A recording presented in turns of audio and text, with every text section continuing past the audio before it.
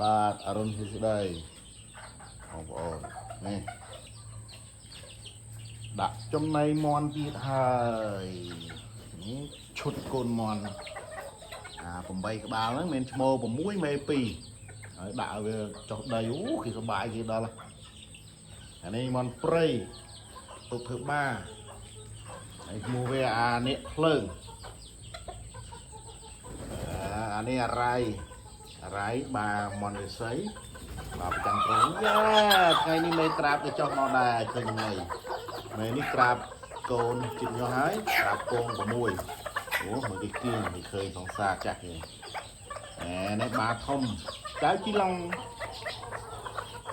បរោះសង្ហារៀននេះឡូតូកូនគុនសាយលីឡំគ្នាទាំងអស់បងប្អូនព្រៀបអាបួយអាហ្គលមាន2ក្បាលកូនមីងកូមានអីបងប្អូនអើយចាំមន់ថតតមន់ថតតព្រៀបនោះចាំមន់ចាំព្រៀបថតមន់ថតព្រៀបដាក់ចំណីស៊ីទៅនោះដីសុកណានេះដល់ហើយប្រាក់ក៏ព្រើកចាំមើលអាឈុត3សបុកនោះញោះមកទៀតថែម21ក្បាលទៀត